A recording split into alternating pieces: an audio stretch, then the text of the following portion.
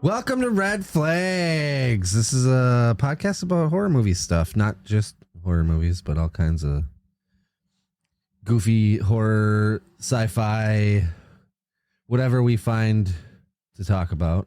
This is hosted by Al, Opie, and Dave. I'm Al, and that's Dave over there, and Opie's gone again. He's gone again. But I'm Donnie. Yeah, you are Donnie. Yeah, you are yeah. Donnie. Which, by the way, I appreciate that you're helping us out. Absolutely. Well, I mean, I'm also like big into horror movies. So I mean, when you guys were like started doing this, it was like I was always kind of excited by it, but then listening to it was a whole nother ball game where I just like there was so much I wanted to say, and like knowing you guys, I just wanted to jump into conversation, but I'm like, I can't do that because I'm at work and I will definitely look insane. Well, I appreciate it. And guess what? Don't feel bad, because I went and saw the movie Speak No Evil the other day, and I had the whole theater to myself. You were the only one in there? The only one. Oh. And so the best part is that I got to walk around and yell at the screen and not be judged. So that was pretty sweet. Nice. Yeah, that sounds like perfect. Yeah, it was pretty awesome. I had the whole theater to myself. Couldn't have asked for a better situation.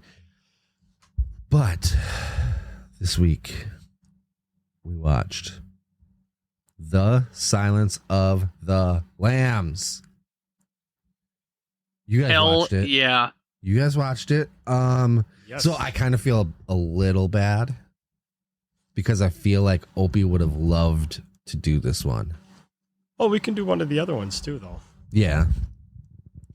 But this one, I have a lot of good things to say about it.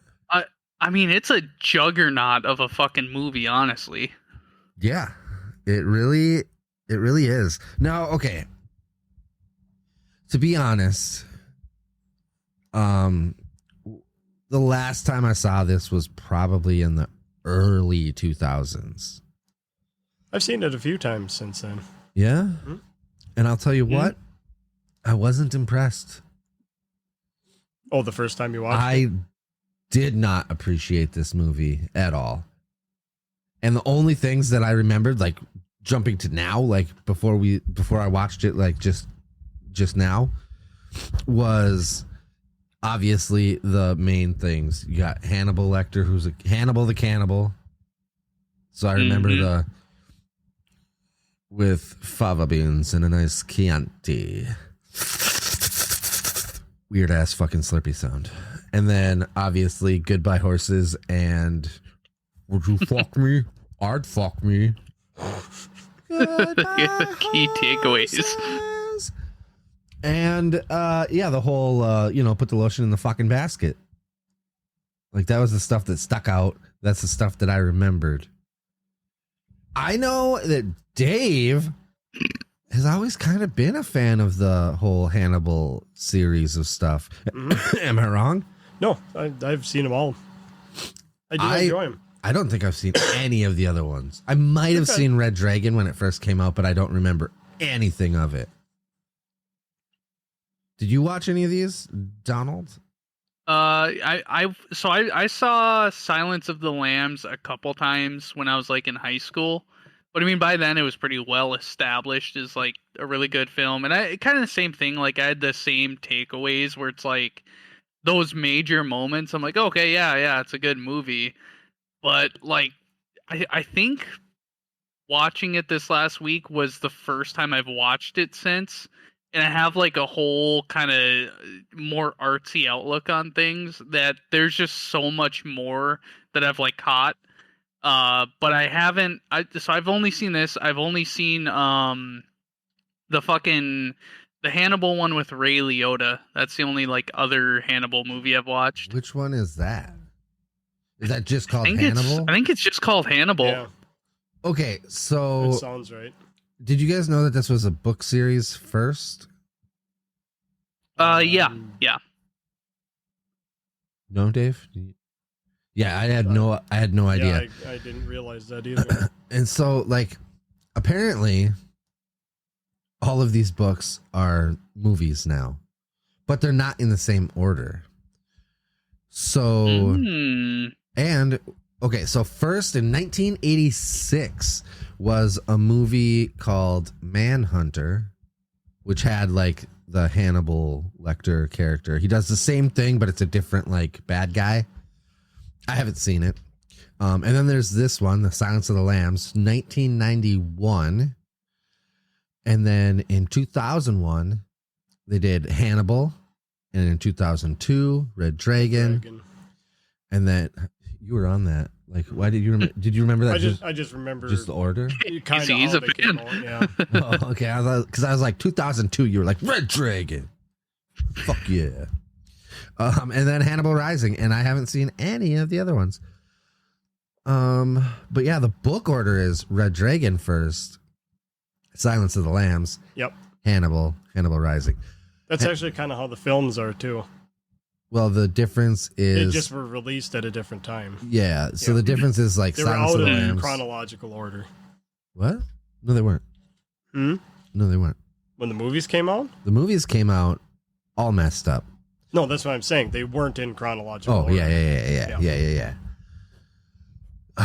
So I didn't even like prep because like I wanted to take notes, but like I really got sucked into this. Yeah, I gotta say the same thing, honestly. I really did. And so like right off the bat, there was so much that just went through my head that I don't even think I could have taken notes. Like it starts with like going through a misty forest, you know, every horror movie has to start with it, you know. And then you're watching Clarice, which is Jodi Foster, just running through the woods, and Technically an FBI obstacle course. Yeah, but they don't really show that much of it. Like it's just her running through the woods, and the music they have accompanying it makes you kind of think it's not that. You're not really sure what's going on. But once things start rolling, you learn that she's a FBI agent, like Dave said.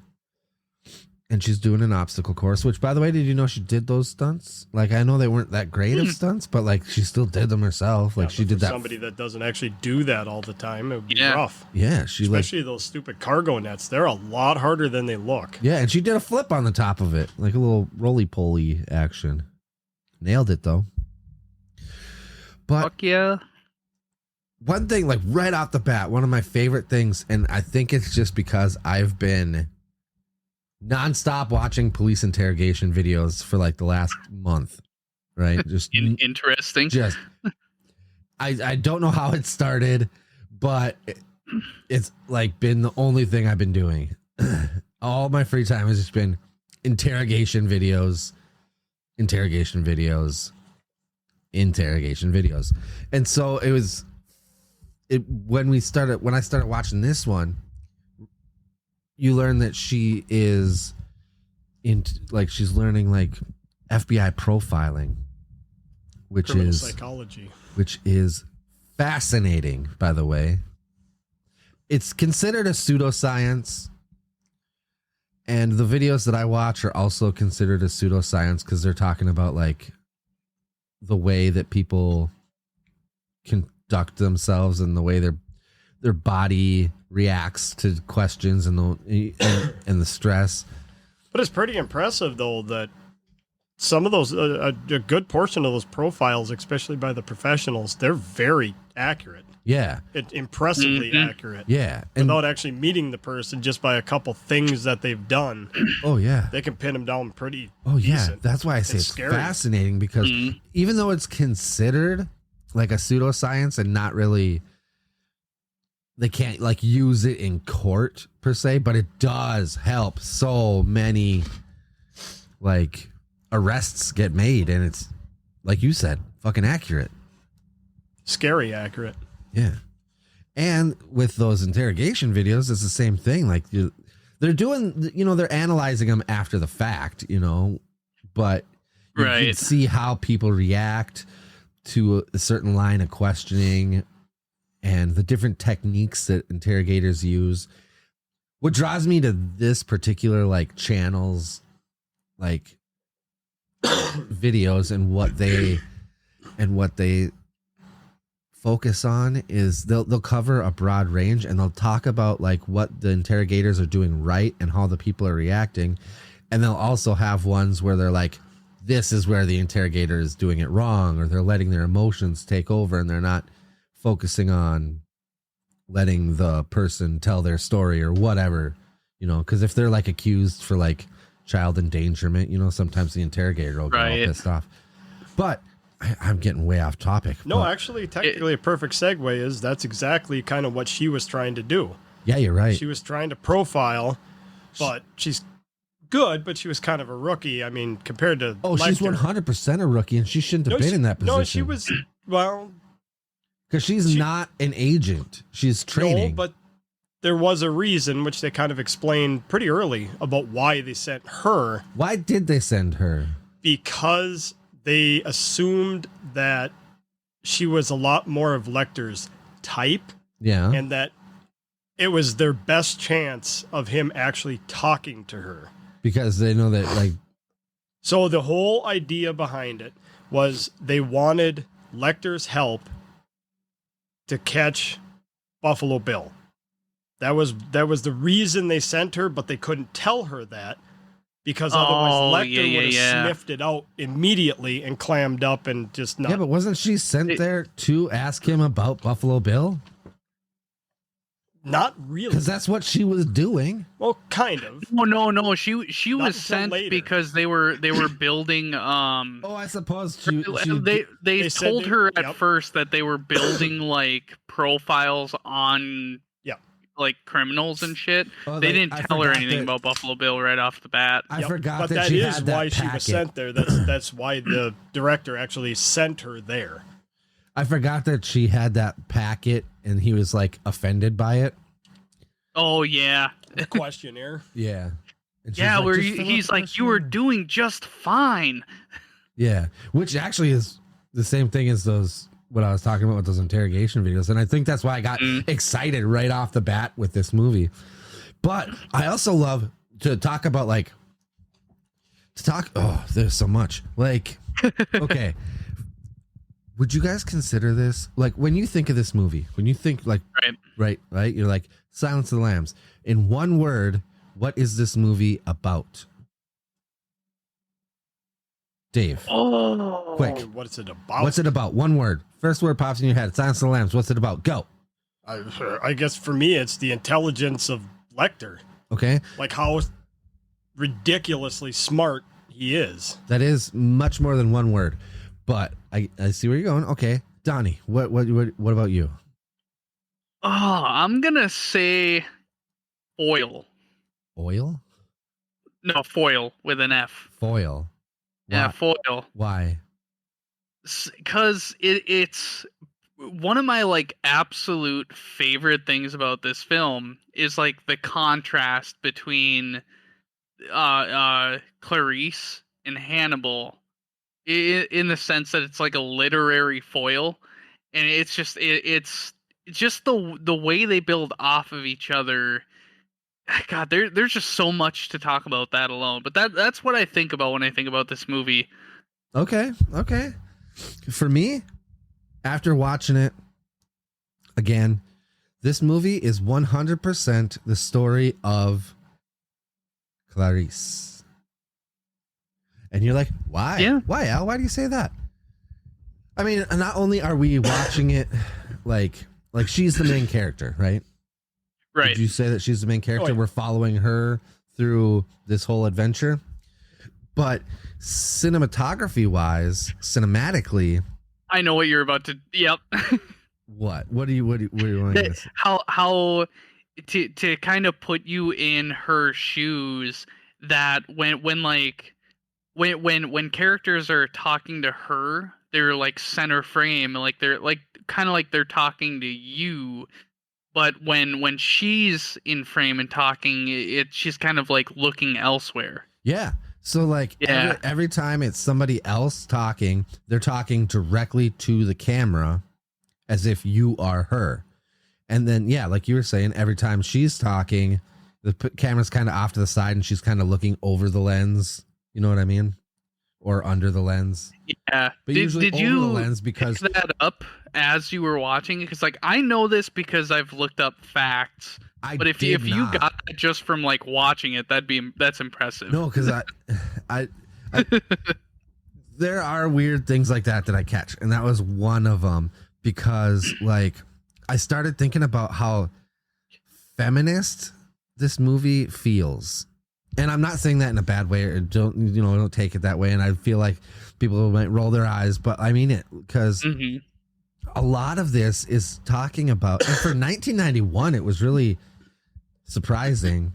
And then there's also the other big thing we will mention, but feminism in this movie, because she's so small through all of this movie, they make you feel her smallness.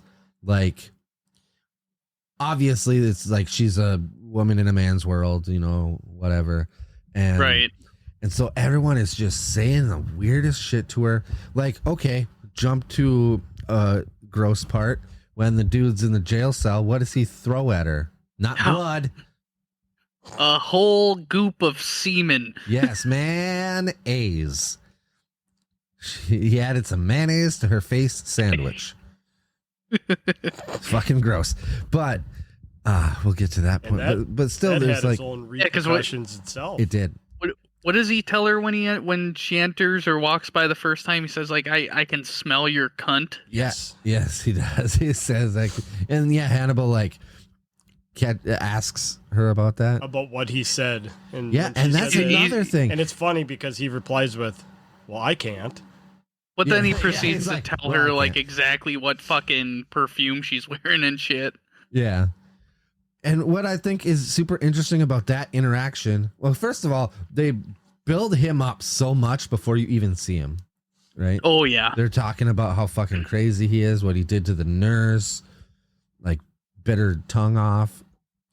They had to reconstruct her jaw or something, right? They like couldn't save her eye or something. Yeah.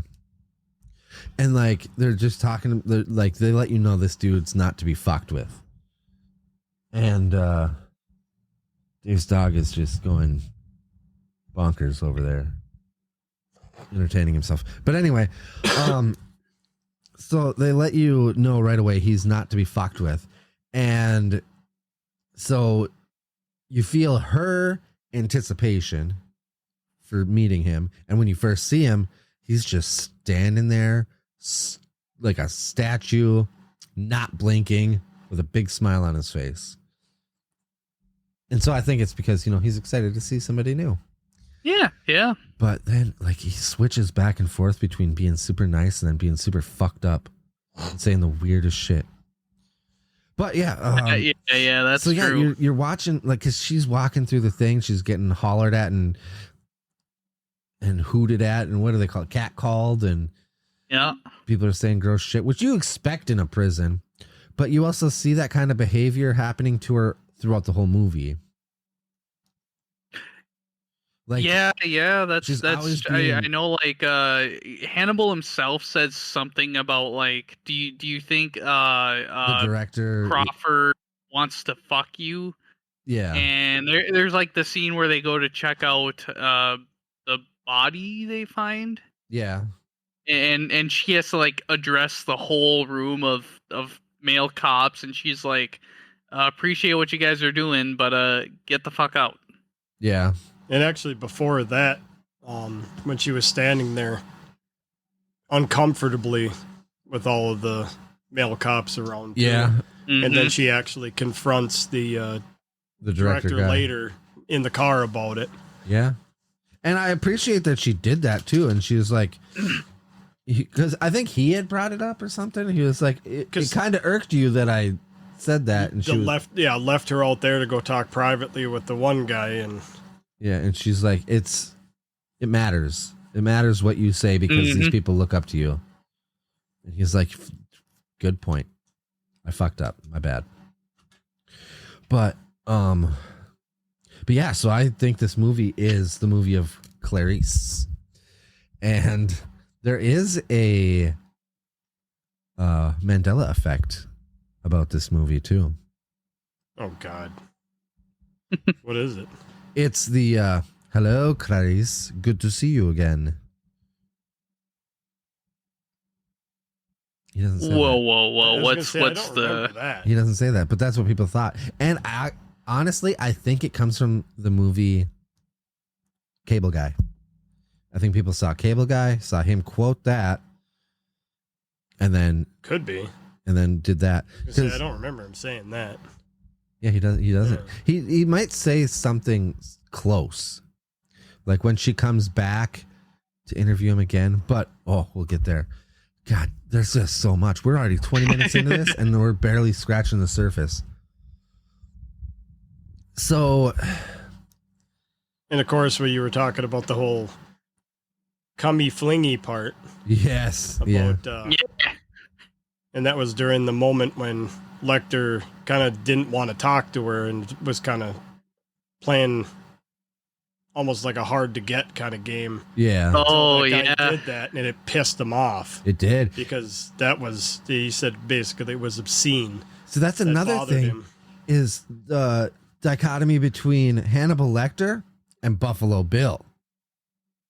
Like they're completely different personalities. Oh yeah. But they are the same. They are the same in the sense that they both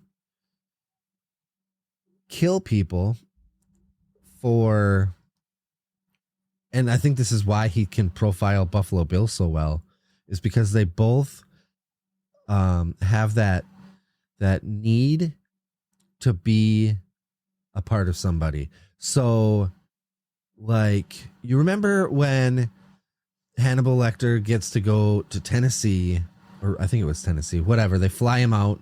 I'm kind of jumping ahead, but he talks to the mom of the girl that's kidnapped. And he asks her about like mother's milk and, you know, how somebody can get a leg chopped off yeah. and they can still feel the tickle. When your daughter's on the slab, where are you going to feel the tickle, right? And she gets pissed off and starts to walk away.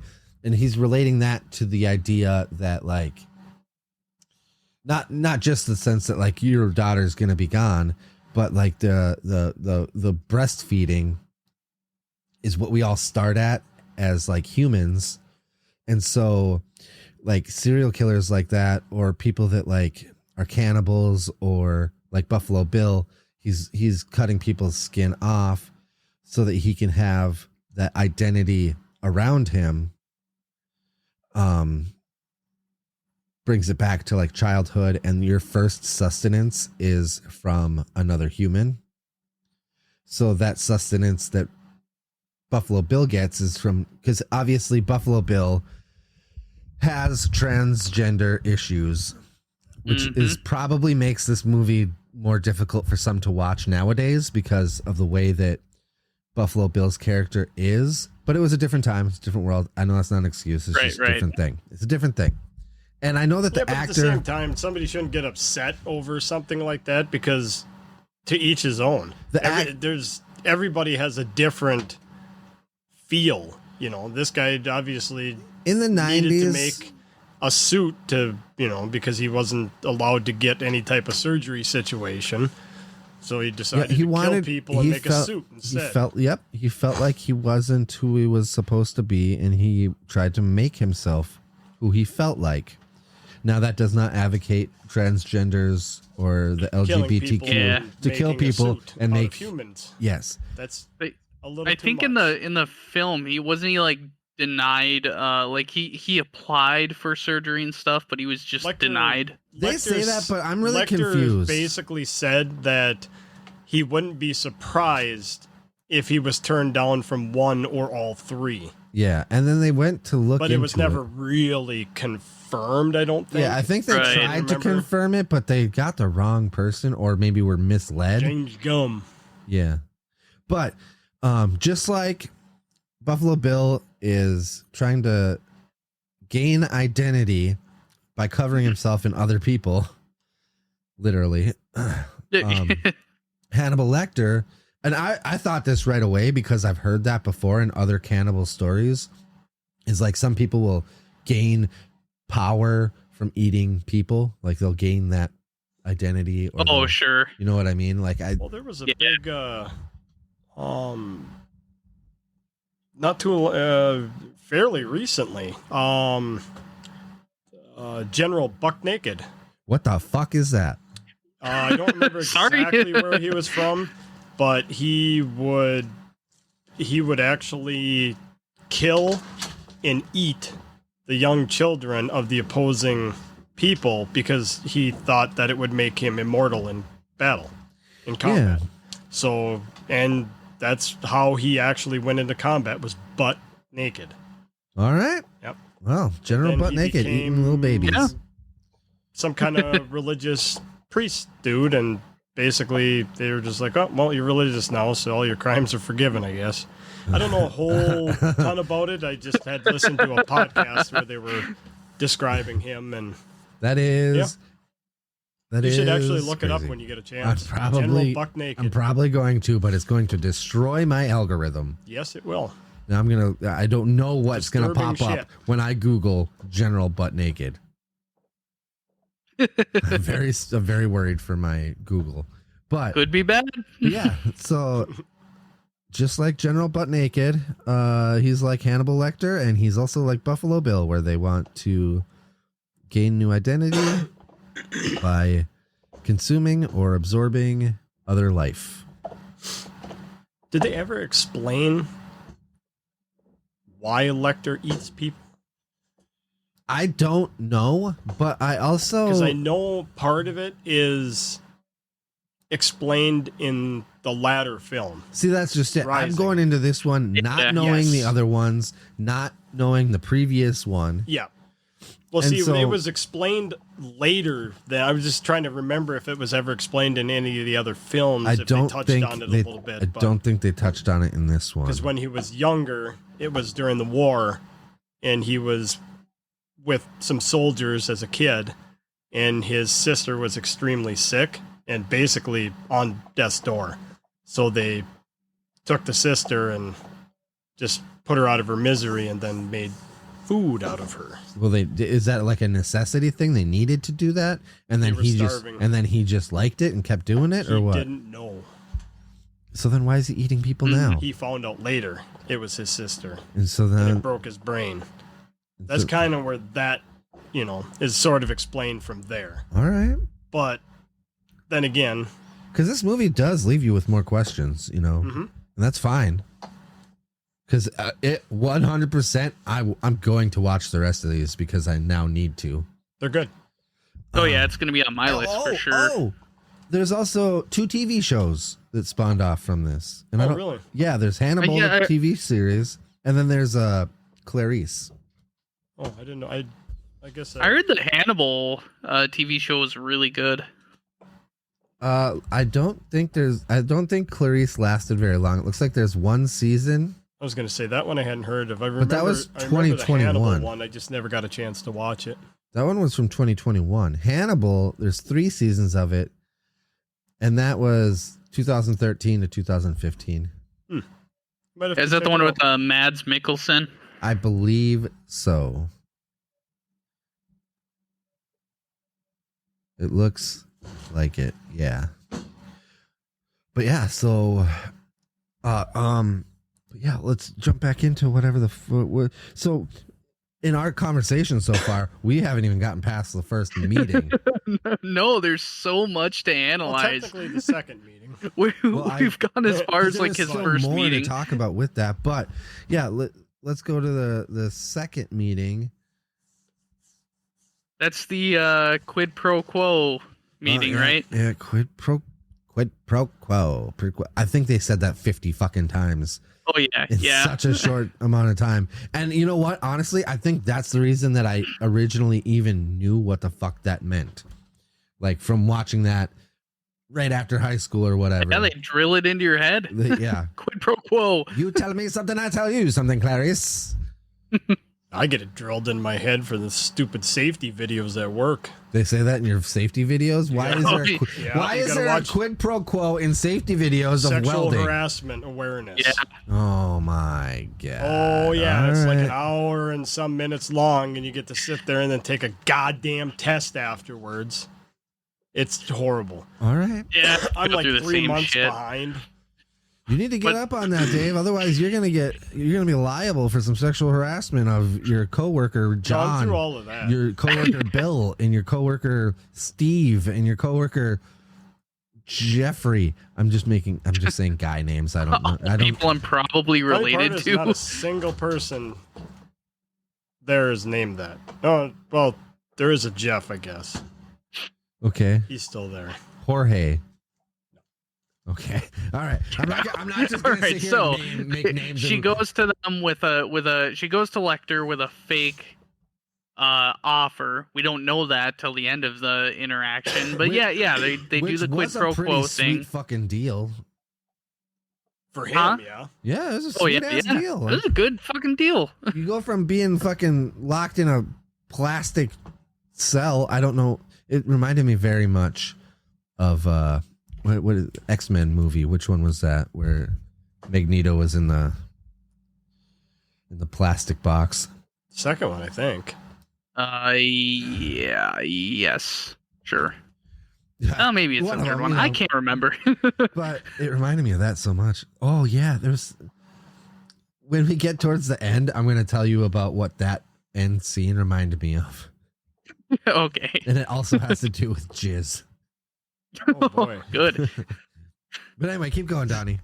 All right. So yeah, she offers him what we don't know yet is a fake offer. And that's Plum when he Island. demands the quid pro quo, and they go back and forth with like he's just asking for like facts about Starling, like her childhood, and then Somewhat deeply personal.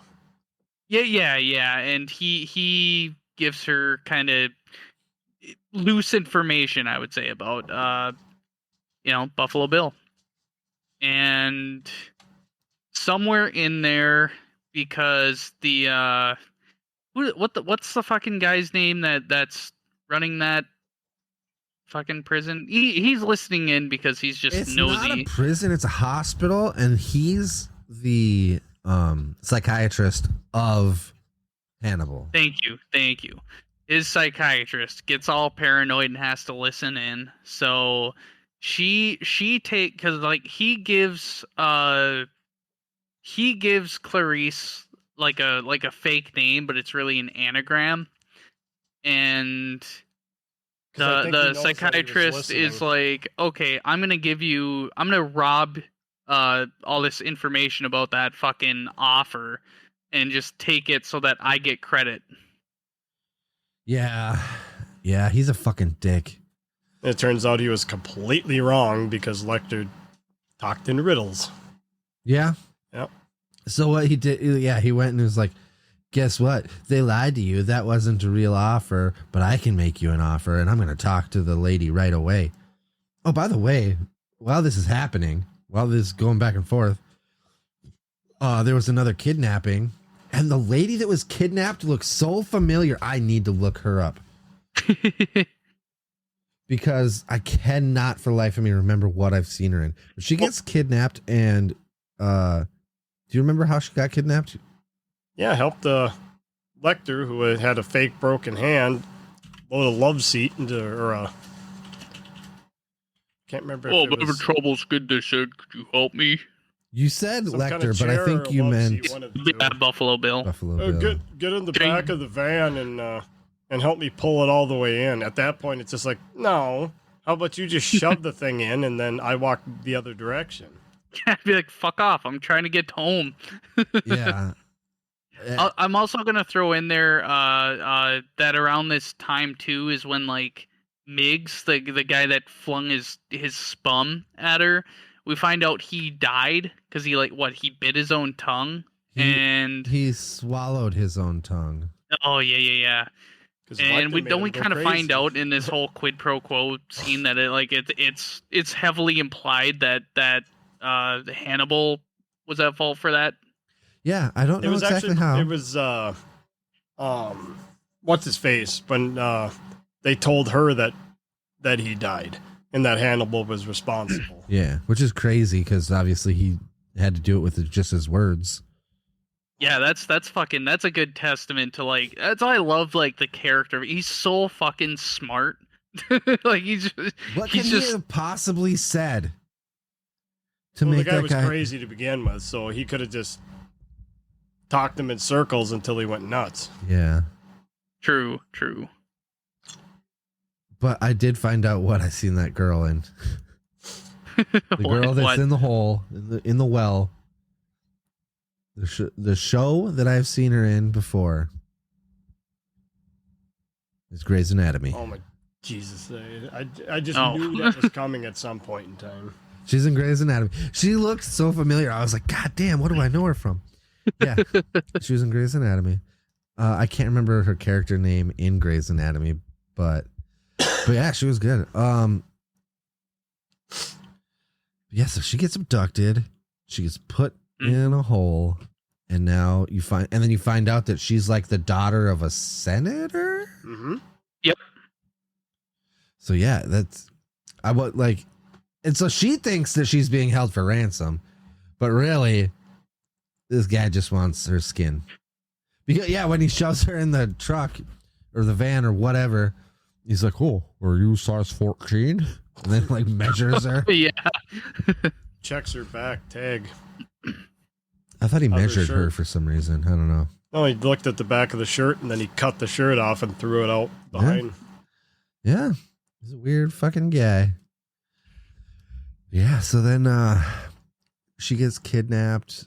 Yeah, so then it was the senator that the guy goes to make the deal with. Yep. The psychiatrist guy who screws over Clarice. Oh, we missed one part. What? When the guy was actually talking to Lecter in the cell, hands bound, face had that shit on it. How the fuck did he get that pen? No, we're not there yet. That's the part where he was talking to Lecter about the deal. Oh. Yeah, because he was saying that He he's was gonna. staring at the pen. Because that's what I was just talking about now. Is that like because he told Hannibal that they fucked him over. Because after the deal is when they truck him over to Tennessee, Yeah. and then he I meets with the don't senator. know how he got the pen, but I don't know It cuts if away when he's did he staring have at the it. pen. He This got, was a question that I had because, he got that piece of it because that's what he picked his cuffs with. or did he pick his cuffs with the bone from the first dinner? No, because he was looking I for his couldn't- pen. I know that. Yep. I know that. So somehow he got that goddamn pen. And there are a couple issues I have with this movie, and one of them is why the fuck did they give him a second dinner? He's not a goddamn hobbit. Like, he demanded a second dinner. good point. He's a fucking prisoner. Fuck him. He already ate. Like, Yeah. why did they give him a second dinner? And the other thing is, and I think Dave would probably agree with me. Maybe it was part of the deal or something. Maybe. I don't know. But like another thing is at the end of the movie, without saying anything yet, Clarice fucks up so bad. And the fact that she's alive is mind-boggling. Yeah. But yeah, there's just a couple things that other than that, this movie sucked me in so hard. Cinematography was great, the sound was great. The way that they lit Anthony Hopkins. Oh, and the yeah. way that they filmed him, he never fucking blinks. No, and he's got the perfect, like, weird expression as Lecter. Yeah.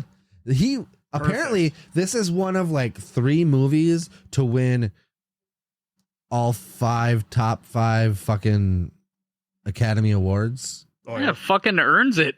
Oh, I agree, but I also think that was probably a reason why I didn't want to watch this movie or I didn't care about it because I was like, oh, it's just a fucking Academy Award winning. Blah, blah, blah.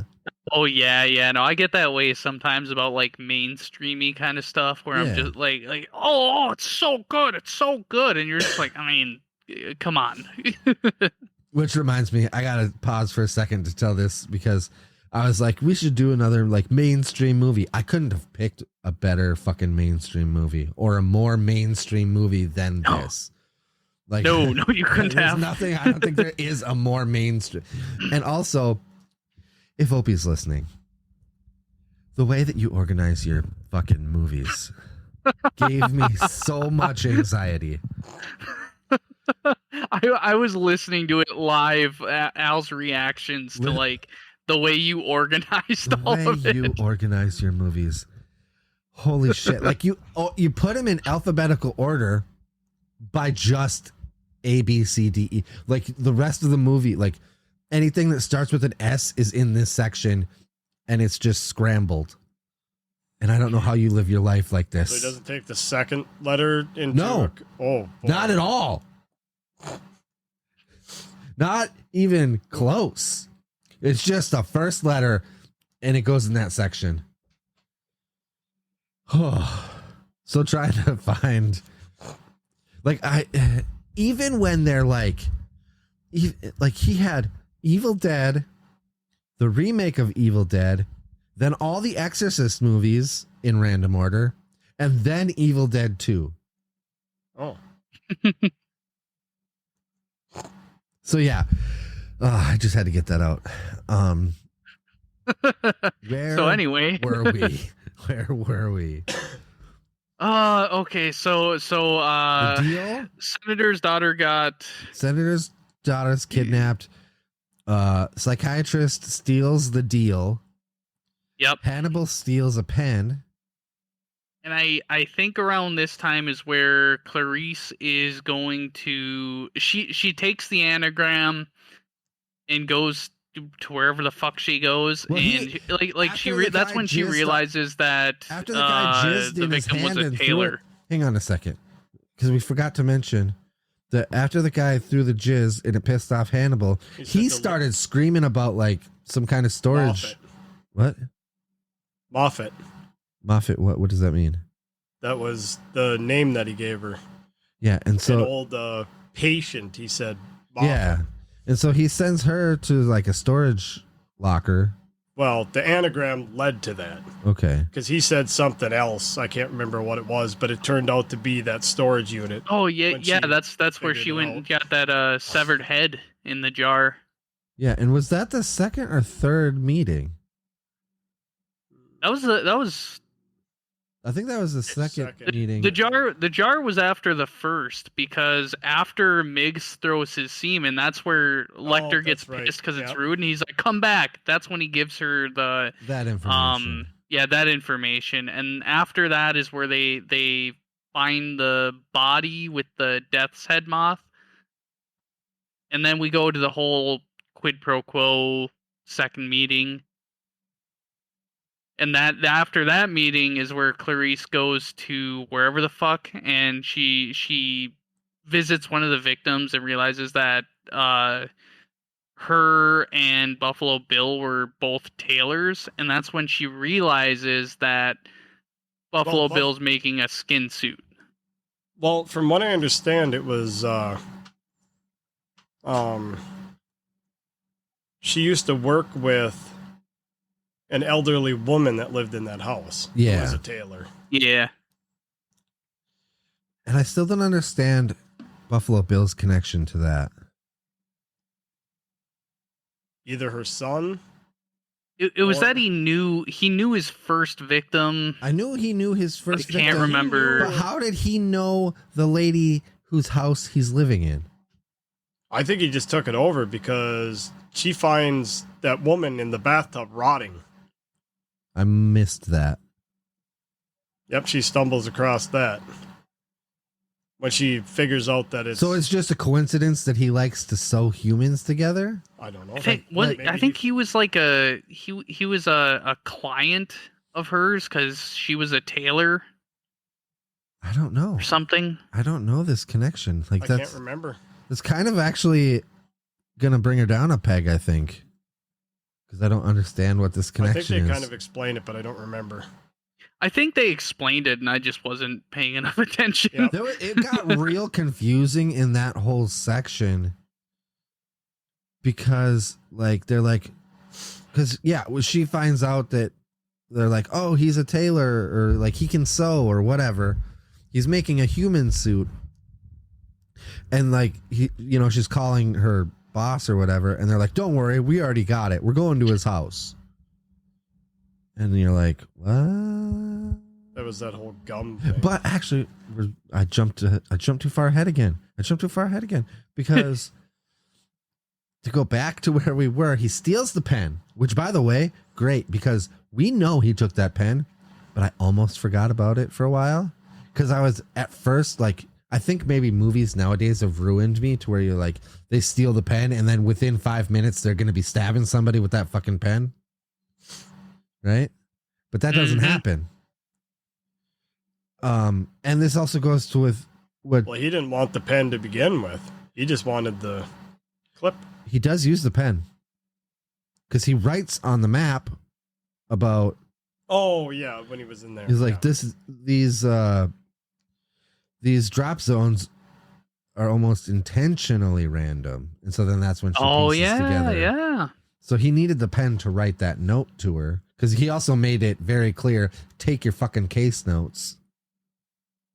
Oh, that third meeting though is so good, because that's like after Clarice is kind of removed from it because that other douchebag took her idea or whatever, took her deal. Took her deal, made a new one, convinced Hannibal that she and the FBI were fucking him over, which I don't know if she did have a part in that, but because at first I was like, oh, maybe the director did it behind Clarice's back, but Hannibal does say something like, oh, was this your idea? And she was like, yeah. Well, not the whole thing, but like that little chunk of whatever it was that he mentioned. I think it was kind of like happy about that. Not happy, but like impressed. I think it was, impressed. Yeah, because that's the third meeting, and he's like, you kind of fucked me over. And she's like, yeah, maybe, you got to try. Yeah. You can't win if you don't play. Right? But yeah, so go ahead, Donnie. So that the third meeting here, when she's like, they're like, oh, we're limiting visitors, and she's like, it convinces them to let her in. So she's trying to like get as much info as she can in short time before she's removed. And I think that's kind of cool because she still kind of had somewhat of a mystery in her past, that he just like, he's forcefully like, Lecter's like, no, you're telling me now because you didn't just leave. Like there was an incident. And the cool thing about this is like, I didn't process this the first time I watched it, like the whole Silence of the Lambs. Same here. That's why she ran away. I think that when I watched it the first time, I just was too bored. Like I wasn't connecting to the movie, and I was just like, it was on. You know? I just blanked out. I'm with you on that one. I was more watching for like all the shock value of like, oh, this guy's making a skin suit, and this guy eats people, just in that like mind frame. It goes the opposite way for some movies too. Yeah, like The Never-Ending Story. Yeah, don't watch that. Yeah. I'm going to watch it again. I'm gonna watch it again for a third time, and I feel like it's gonna come back for me. There's very few. I mean, Dark Crystal was okay. I liked that when I was a kid and watched it again. It held up. It was okay. I mean, it wasn't as cool when I was, young, but it was okay. Yeah. I tried to watch a little bit of The Never-Ending Story. I had to shut it off because I was like, oh, The Never-Ending Story. It's going to ruin it for me. Did I tell you this, Donnie? What? The Never-Ending Story. I wrote a paper on in college about why you should never watch movies that you loved as a kid. Because I rewatched the fucking Never-Ending Story, and I hated it at that time. But I feel like I'd like it again. Maybe. I get that. It might come back around. It might come back around. When you're not house sit, maybe we'll have to throw it on and see what happens. We might end up gagging and shutting it off, but maybe. Who knows? Maybe. Yeah, worth a try. But this movie, was like that part you're talking about with explaining the Silence of the Lambs and what that means. Yeah, it's the way the lines are delivered and everything is just so like it's almost chilling, and you're just like, holy fuck, that is cool. And the way he's just like you're Clarice, you're just hoping that you can wake up and silence those lambs. He doesn't say that. He says you just don't want to hear the screaming of the lambs. They never say the phrase silence. You're of the right. lambs. You're right. Yeah. I thought that yesterday when I was watching it too. I was waiting for it. I'm like, they're gonna say Silence of the Lambs. They didn't. You're right. That's my bad. Yeah. But it's still like just fucking cool though. I love all of that scene. That third meeting was just chef's kiss. And then they forcefully come back. The psychiatrist guy comes in with a 5-0, and they're like, "You got to get the fuck out of here." Yeah. And then that's when he's like, "Take your fucking notes. Take your case notes." Yep. And she just runs back. And I was like, these cops they don't suck. Stop her. These cops suck at holding. Like they're trying to, as an armed guard, remove her. And she just fucking turns around and runs back and grabs the case notes. And they're like, "Hey, get back here."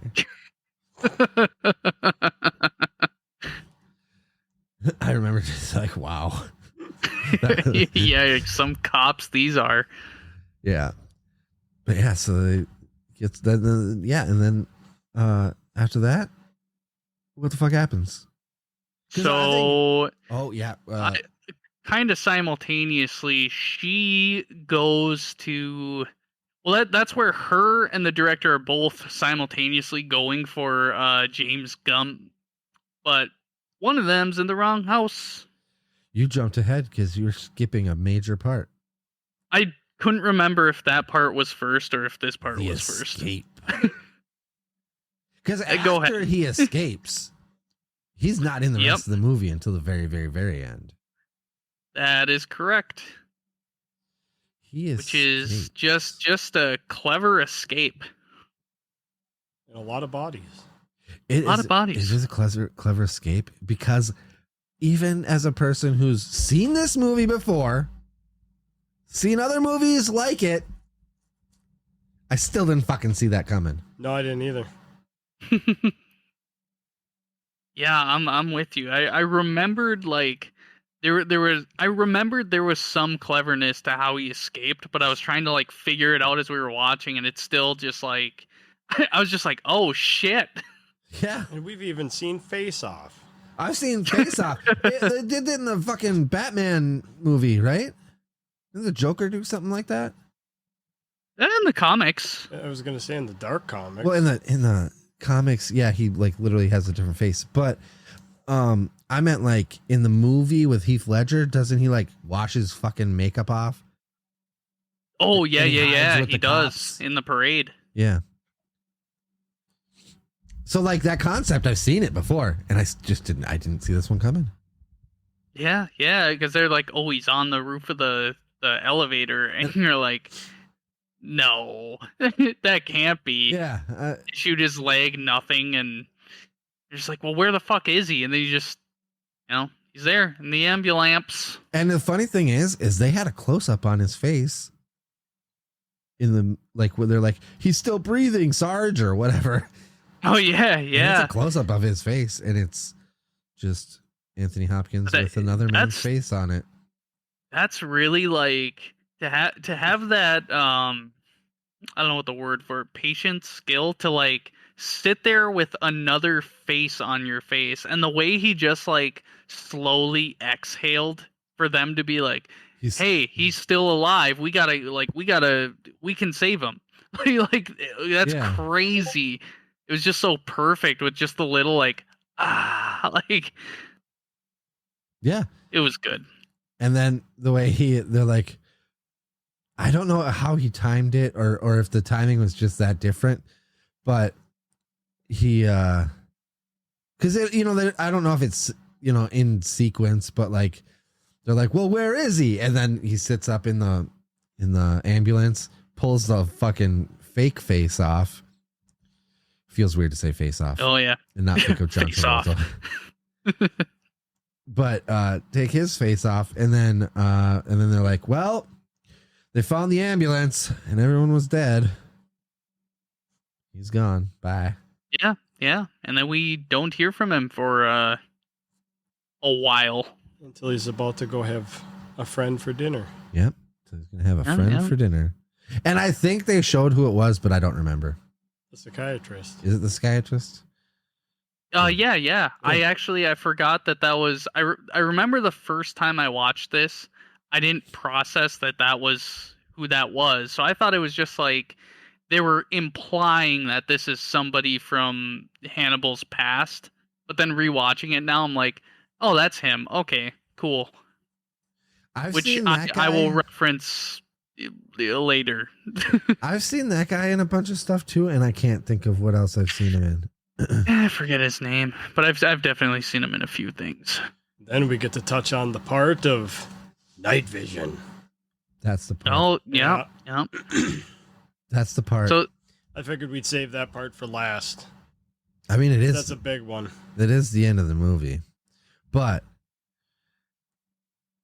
when the director and Clarice go their separate ways, because they're both kind of, she can't do anything because whatever, but she's just going off on her own. And he asked her to kind of snoop around about the name, which she does. She was kind of going around and asking about. Yeah, and so she finds out about the guy sewing, because they pieced together the third body found, which was the first victim. Well, she did that at one of the victims' house. Technically the first victim. Yeah, that's what I just said. Who was found third. So the third body found, but the first victim. Yep. And she was the one that was working with that seamstress. With the seamstress lady, which I still don't know the connection between Buffalo Bill and that lady. Well, he bought the house 2 years ago, according to him. Allegedly, but who knows? But so she goes to that house, and at the same time, the director and the rest of the FBI or whatever are going to do a sting on the other house for somebody else that I don't understand. They use their connections with customs to see who ordered these weird moths, and also had a connection with the John Hopkins and not being able to get a sex change operation. But that's one of the main things that actually led him to that gum guy too. Yeah, but who the fuck's that?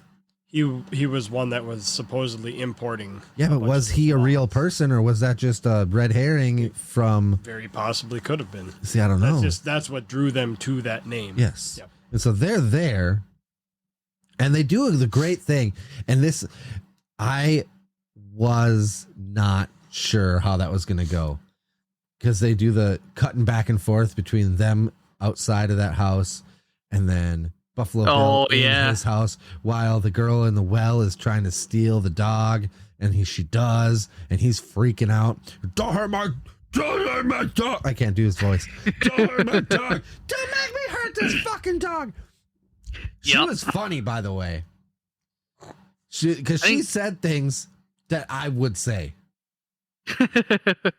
Not everything that she said I would say, but the way that she reacted to the situation felt more she gets natural. A little spicy. Yeah, it felt more natural than, like, don't hurt me, or whatever. I know that everyone reacts differently, but I see what you're saying, though. I did think it was funny when we'll get there. Go ahead. I feel like you were going to say something. Oh, yeah, I was just gonna say. I think he was about to kill her. He grabbed the gun. But then the doorbell went off. The doorbell went off. Yeah. And they played that little play on of them ringing the bell at Gum's house and that one. They're like, fuck it, we're going to go in. But he opens the door. Think that they're actually going in the right house. They find nothing, and he finds Clarice.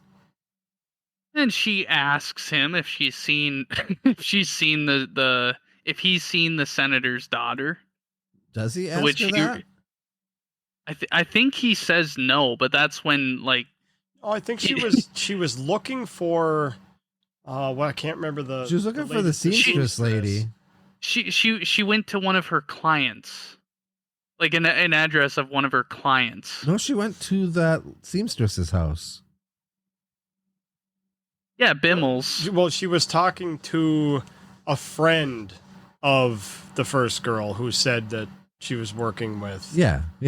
And that's where she went to that house then. Yeah, the seamstress lady. That's whatever where her name was, and yep. Oh, there was one other thing I wanted to mention that happened just before this that wasn't relevant to this story at all. Yeah. Do you know what I'm going to say? Oh, and actually, okay. So when this part happened, she's in that house of the victim, the first victim, third body found. She's in her bedroom, looking around, trying to figure some shit out. And she comes across a music box. And the music that was playing in there, I wanted to use for the outro. I was like, ooh, that's nice and creepy, right? And I could use any music box sound and just say it's that. And so that music box is playing, and then she finds a false bottom or whatever, Top. you know. False bottom is a more common phrase, so that's why I said that. But well, yes, it was. Pulls back the mirror. She pulls back the mirror, finds Polaroids of her like stripping, and I'm like, why? Why do we need to see these photos? Why are they showing these? It's not relevant to the story at all. Not really. It's not. It doesn't come back into play. I'm guessing they deleted something out when they maybe because the editing. Because I was thinking like, well, are these pictures? Because they said the whole thing about how the motivation for Buffalo Bill is, what is the word that they use? Coveting. Right? Oh, yeah, so I thought it was going to come into play where maybe he was like able to spy on her from outside and he was like watching her change or something. And like if he had taken the pictures or if he was an ex-boyfriend or if they were pen pals and she was going to send him those photos or something like that. I thought maybe that's where it would be a connection. But no, that's not a thing. And so as that song ended, I was like, I'm going to use that. And as soon as I had that thought of using that creepy music box sound, Goodbye Horses started playing. And I was like, oh, shit. That's how did we railroad past that scene? Yeah, we did. We skipped right the fuck past it. Literally, like probably one of the most iconic parts of this movie that's been referenced in everything else frequently. Yeah. A little touch of the Tuckies. Yeah. So they're establishing that he has. Props to that guy, man, for doing that. Like, that would be just. And he did it well. Yeah. Like, it was convincing that that's exactly who he was. Yeah. Good actor. And it's been referenced in Joe Dirt. Oh, there's a lot of movies that have goofy stuff like that in there. The one that I think of immediately is Jay and Silent Bob. Oh, yeah. Yeah, I think of that and I think of Family Guy. I don't remember the Family Guy. They reference it. It's Chris doing it. Oh, okay. Would you fuck me? I'd fuck me. Yeah, and he tucks his dick between his legs and dances around in a robe. Meanwhile, the girls. I think that's when she's trying to capture the puppy. Dog. Yep. Yep. I didn't realize that in that scene he's wearing a scalp. Is he? Mm-hmm. Yeah. He's wearing a scalp. He's wearing a scalp. Yeah. Huh. I didn't know that. Let me. Yep. I'm gonna queue it up to put in Discord after this for you to watch. Okay. But yeah, so that's like he's just doing his makeup. Would you fuck me? I'd fuck me.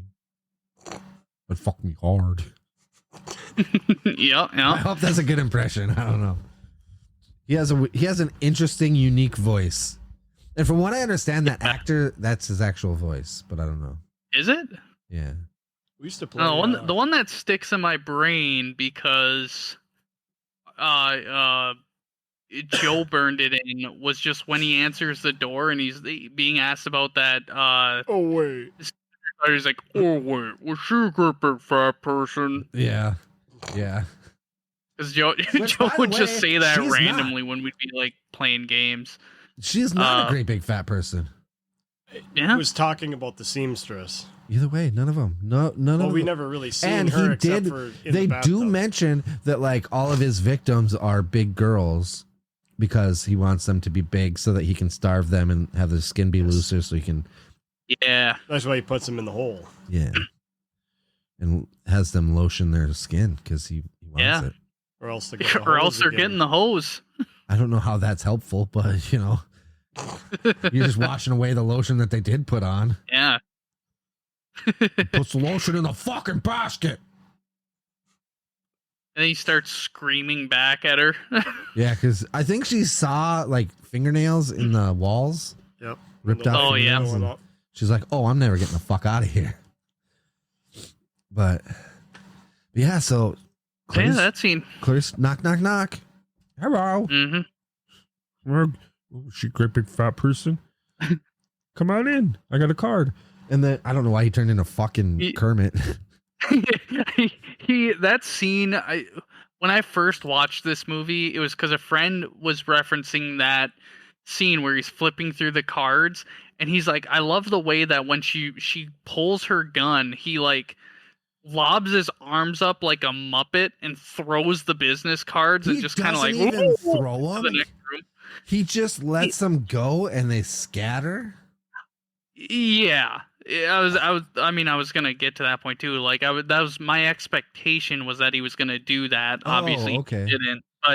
But he does kind of when he's like running into the other room. He does kind of like just kind of like a Muppet. Yeah, I'll give you that.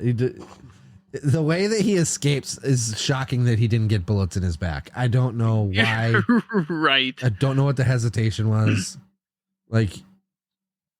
Pop him right in the fucking back of the leg. Yeah. She's a good shot. She knows she's been trained for these situations. They did earlier in the movie point out some of her mistakes during training, which she does correct that. But yes, as he runs away, she goes to chase him, and now she's on her own. And that's another thing about this movie is like, I'm anxious because I know he's somewhere in this labyrinth of a fucking basement. But I'm also like, did he escape outside somehow, somewhere? Right. But yeah, I was feeling anxious for her as her. And then being like, remember your training. You just fucking went through this. You got yelled at for not checking your corners. Mm-hmm. She does check the corners. However, she makes some mistakes. And now we're getting to where she finds the kidnapped girl. And this part made me laugh because she's like, we're going to get you out of here. But I got to leave the room for a minute. She's like, don't you leave, you fucking bitch. Like, I get it. I fucking get it. Like, I'm not even mad at her for saying that. But at that moment, instead of just constantly telling her to shut up, she could have leaned down and been like, you do realize that you're giving away my position completely, right? Yeah. We're both going to die if you keep screaming. Yeah. That is Al if he was kidnapped, though. Just like, don't fucking leave, you bitch. Yeah, Dave, don't fucking leave, you fucking bitch. Like, I gotta go find this guy. Well, at least give me a gun. You'd be like most horror movies, like the captured person is just kind of like, oh, but like I know you 100% would just have like the like the shittiest attitude towards your kidnapper, where you'd be like, oh, what the fuck are you gonna do now? What are you gonna do? You're obviously keeping me alive for some reason. You don't want me dead yet. Do something. Yeah, like Dave would be actively. I think Dave would be quiet and like thinking how he'd be plotting and planning how he's gonna escape. He'd be doing But the Hannibal you would Lecter just style 100% be like, I'm gonna get under their skin. Oh, another thing about this movie that is way different is like a lot of times you're watching these horror movies and you're like, you know, don't, you know, you got to get the fuck out of here, you know, whatever. Like, like, oh my God, you got lucky. Get the fuck out of the front door. Well, in this one, you know, she has to go down there and she has to save this other person because it's not just her life. Right. She's trying to save this other life. And she needs to capture this guy so that he doesn't cause more problems. And so we're in the basement. High anxiety, high levels of stress. You got a girl in a hole screaming, treating you like shit, even though you're there to save her. Yep. And you're trying to calm her down, but you don't know what she's been through or what, you know, has already happened. And you know that she just wants to get the fuck out of there, but you can't get her out right now because the minute you turn your back, who knows when fucking Conklehead is coming out of the fucking woodwork. Right? To rub some lotion on your skin. That would be an interesting turn of events where he just attacks her with a bottle of lotion. Yeah, right. It's got aloe in it. It's got aloe in it. My impression just now reminded me of Men in Black. Oh, yeah. Yeah. Yeah, good point. Or he's drinking the lemonade. Idiots! In a couple of minutes, you're going to be madder. It's one of my favorite whole fucking speeches is that. But, so now we get to the goddamn Lights out night vision. And this bothered me so much. She should have fucking been dead. When the lights go out, yeah, you're protect Dundies. Your back. I understand that she doesn't know this basement. She's not familiar with it.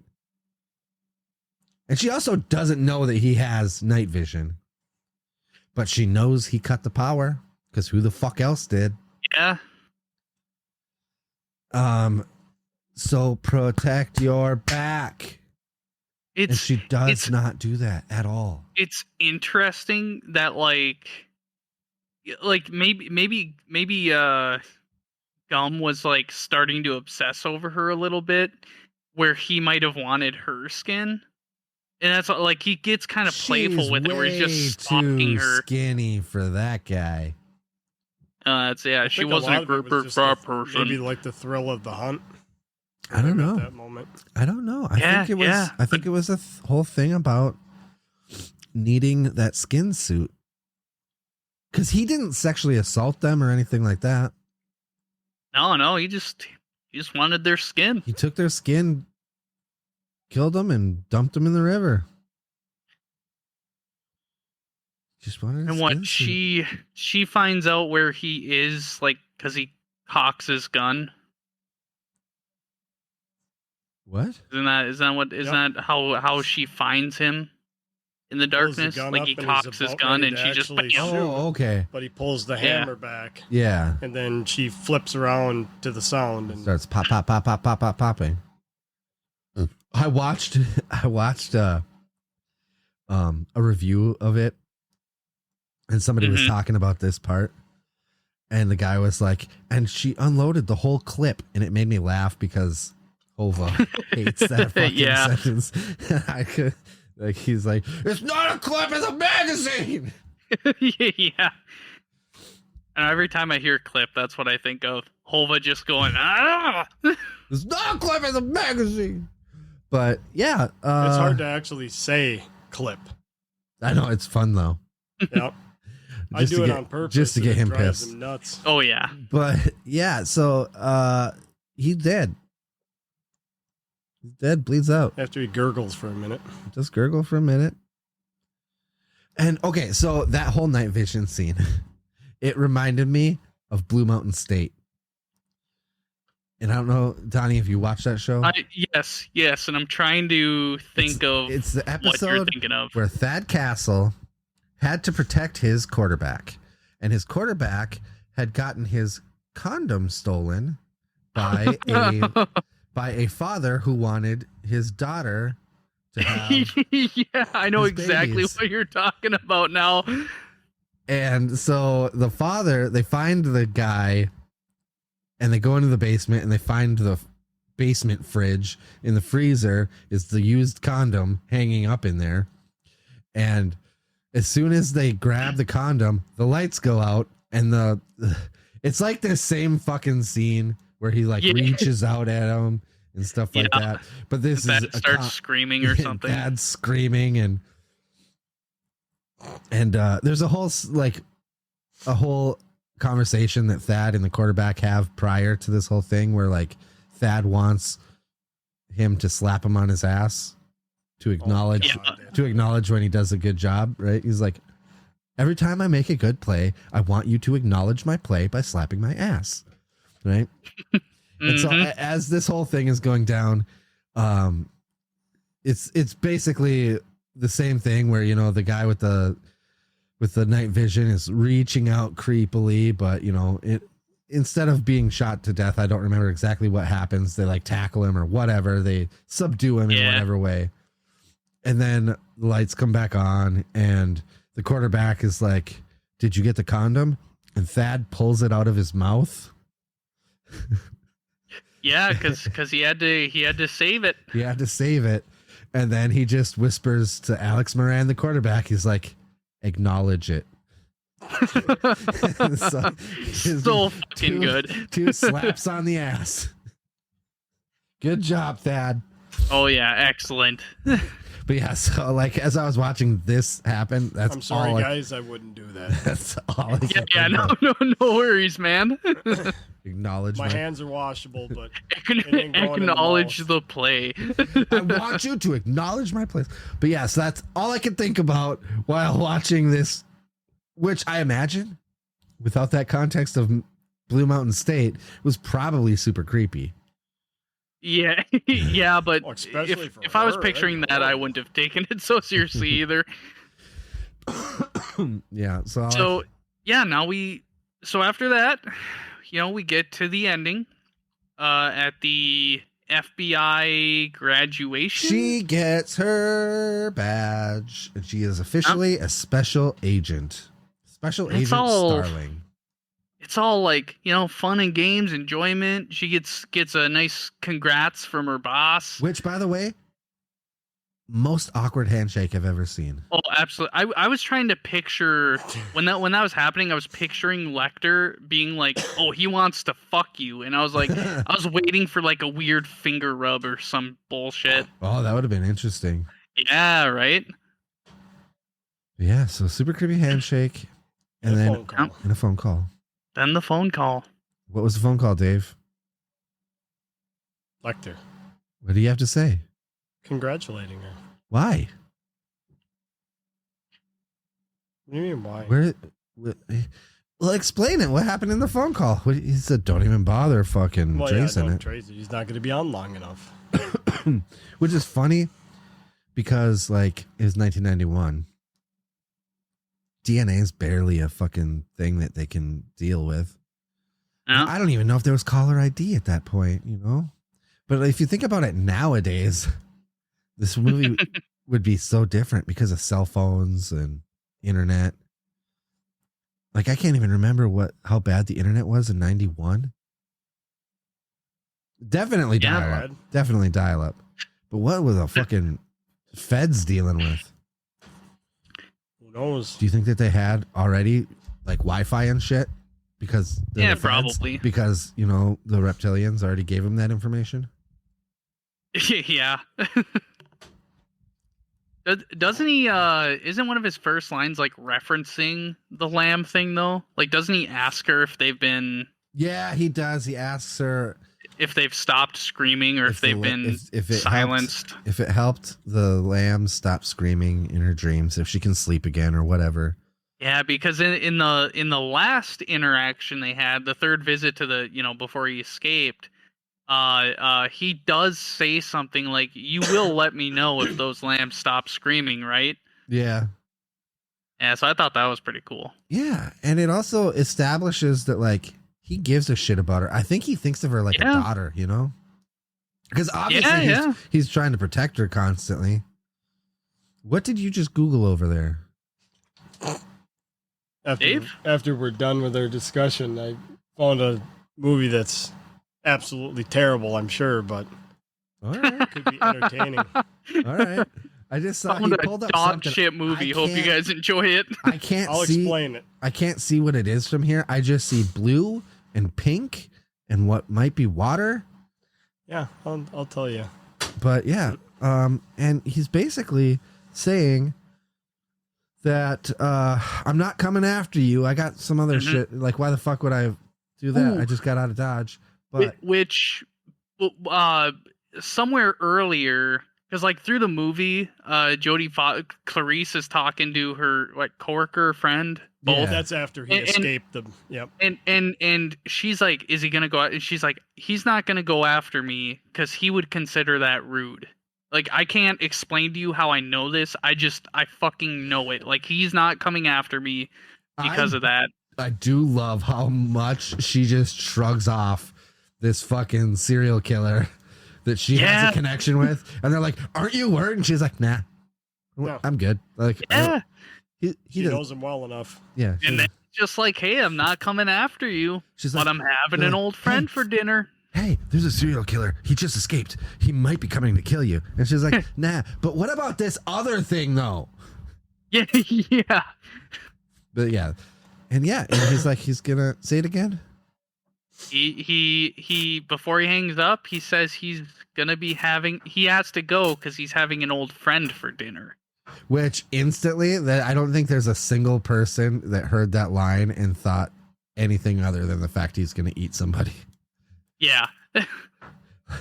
Like, I don't know if they were trying to be or if he's trying to be clever or whatever, but there's not a chance in hell nobody was like she might as well have been like, "Bring some Chianti." Yeah, right. Well, then you see that old psychiatrist guy walk by. Yeah. I didn't see that, and I don't know how I missed it. Oh. I didn't process it the first time I watched it. But to me, it just started panning out, and then it went to credits, and I was like, "Oh, all right, well." Yeah, no, it was the psychiatrist, and he's he was walking by, talking with some other gentleman, which leans into why, like, I said foil, and this whole like, I love this whole dynamic with Clarice and Lecter because of like the whole fucking conversation with like the lambs and screaming and how much like they have this weird fucked up care for each other, and the fact that like the first fucking thing he's doing upon escaping is like he's gonna eat that guy because he screwed over Clarice. I mean, yes, it's also like a person that was, essentially imprisoning him too. But I like to think that he's doing it because of Clarice. Like shit. Yeah, but I'm with Donnie on this. I think he's doing it mostly for Clarice. Yeah, sure. like he has his own shit with it too, but I think that's the primary thing because like it's in one of the other movies, I haven't seen the other movies, but I know there's a point where Clarice, not Jodi Foster Clarice, but different actor Clarice, is like after him or something, and there's a point where they get handcuffed together, and he's like he has a knife, like he's going to chop off her hand, and he brings it up, but you find out he didn't chop off her hand, he chopped off his hand to escape. And that's like referenced as like that's how much he cares for Clarice. So it's just this whole fucking dynamic is so cool to me. Yeah, I agree. Like 100%. I'm with you. If you look at when he escapes in this movie, the drawings he has where he's handcuffed and he's like, "Please mind the drawings." I'm pretty sure one of those drawings was of Clarice, and because he references earlier when like all he has is memories, he doesn't have a view for his drawings, he just has his memories, so he's just like drawing Clarice from memory. Yeah, I noticed that. Yeah, it's a cool little thing. Yeah. So we're way over our normal time limit here. There was a lot to break down with this But movie, it though. was such a good movie.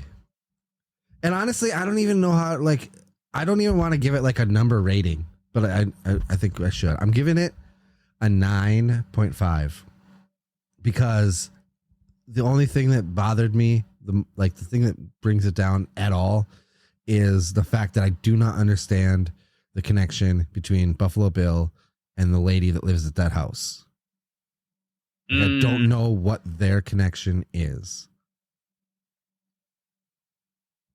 Yeah, that's fair. You know, I that did drag my score. Like talking about it, I feel like I watching it. I wasn't paying like so much attention around that time to like really care to like. I got the overall arc of it, but talking about it now, that did like start dragging down my score a little bit. But there's so much, like the cinematography is just so well planned. The fucking the score throughout the movie is so good. And the whole foil thing is just so fucking big for me. It's so cool. It's such a cool dynamic that it brings my score back up. I'm giving this a 10. Nice. All right. I gotta. It's so, there's so much going for this movie, and I tried to take, what was it, your approach that like you start at a 10 and then kind of work your way down. I tried doing that because I know going into this, like, it's such a good movie. It's so heavily referenced, so many awards, and just big in pop culture. I'm like, I have to start at 10, but there was just so little to drag it down throughout the whole movie. So it's just, I'm like, I don't really have a choice. I'm giving it a 10. Yeah, that's where I'm at. And like, even though like sometimes I do get that mood, we talked about it earlier, where you get in that mood where you're like, Silence of the Lambs, Citizen Kane, right? Like all hipstery about it. Yeah, everyone's like, it's a piece of cinematic masterpiece, and I'm like, everyone loved it, but I thought it was so. Yeah, it's okay. Well, it's good. I can't fucking deny it. I can't. Yeah, it fucking earns it. I don't care. To all the people that are listening to this, to the not that many people that are listening to this, no matter what I say, no matter what I think, no matter what Donnie thinks, no matter what Dave thinks, no matter what Opie thinks, just watch this fucking movie. It's worth it. That has to be one of our main messages. Period. Because my opinion doesn't really matter. The movie. Yeah. Like, not to drag it back up again, but Saltburn. Yeah, you know. Not our cup of tea, but there's a lot of people that loved it. There are. Every movie is worth a watch. Yeah. Mm-hmm. Or at least an attempt to watch. And you finished watching Sharknado, so good job. Yeah, and that's actually what brought up this. Yeah, claps all around. I'm going to 9. A 9 from Dave. Is there okay? So I know you start at a 5 and go up or down. Yep. Yeah, I usually do the same as Dave. I usually try to start with a neutral expectation, but sometimes it's influenced by other things. But like it's usually a roller coaster where like, oh, this brings me up a little bit, and then some bullshit happens. I'm like, that's gonna go against it. But I just, it's so hard for me to ignore so much with this movie, because I agree, like there's parts of it where it's like it may be a little less realistic or it doesn't quite make sense, like them giving Lecter a second meal and them just being kind of aloof during it, where they're not like your security guards, bring your fucking A game, you're on the clock right now, dude. Yeah. So like there's shit like that where it's like but you know, it's that second so cool. Hobbit dinner does bother me. Like, why the fuck? I just don't get it. Like, oh, he wanted a second dinner. Why didn't they just say, here's his fucking dinner? Yeah. I mean, the guy's a Canada, just fucking slide it in there somehow. I know they had to make the joke about the fact that it was lamb and then it was like extra rare. Oh, yeah. But what are you going to do? Yeah. Plus, a guy like pretty accurately throws his spum in this movie. You gotta give it a good score. That's fair. I've never thrown jizz. Yeah, me neither. But I can't imagine it's But easy. he threw And that dude, with the accuracy of Spider-Man. yeah, he was laying down too on his side. He was laying on his side and kind of like fucking hook shot backwards through a cell right into her face. I mean, it was kind of like to the side of her Do you think face, he but practiced? still fucking impressive. Maybe. Like, how much practice do you have to get that accurate? He's got a lot of time. That's fair. I know he does. Yeah. Nothing to do but throw jizz around. He's got plenty of time to perfect his craft. Guy's a serial jizz thrower. Until he swallowed his own tongue. Yeah. Jesus. But all right, I think we should let her go. Yeah. So you ready We're for, kind of over some limits here. one that we might have to visit at some point. What do you got? It's called Sharktopus. For fuck's sake, Shark- fine. Octopus. God damn it. So, a half shark, half octopus creature, specially created for the military, goes on a rampage of terror in Mexico while a scientist who helped create it tries to capture or kill it. It's got some pretty rank ratings, but I'm excited for it. Of course you are. I can never understand your movie taste. I looked Oh, this it's got up a on 50% on Wikipedia, Rotten and as I was Tomatoes. scrolling down, I see related Sharktopus versus Terracuda and Sharktopus versus Whale Wolf. So, What the- yeah. Oh, I guess I didn't look at those. Oh, god damn. I'm not sure we're gonna do this one. This isn't gonna be the next one because I think but we're we doing just have to- lesbian vampire We just killers. have to visit this at some point. But yeah, definitely bookmark that or whatever. Yeah, I'll try to remember. And maybe I can go on vacation and then Donnie can take my place and then you guys can watch Shark Pussy or whatever it's called. Yeah. Like a permanent fill-in. That's going to be interesting. All right, I'm gonna give us the old outro, and yeah. So thanks for joining us. Thanks for listening. Follow us on our socials; they're out there. Red Flags with no A, RADFLGS at whatever. We have an email. You can text us. I think there's a link on there. It says like on what's it called? Spotify. I know it has an option for that, and it just goes right to the email. And Fancy. yeah, Nice. somebody asked me when they're like, "What is text to send us a text thing?" And I was like, "I don't know." So I tested it, and yeah, it just goes right to the email. But yeah, so that's cool. Do that, and thanks for listening. And this has been Red Flags with Opie, not Opie, but it's Donnie, Alan, Dave, Donnie. And I think Opie will be back next week, but we'll find out. Oh, if not, we'll find out. Yeah. All right. All right, let's go. Yeah, toodles. Toodles. He won't say it. He won't fucking say bye. Rub the lotion on your skin.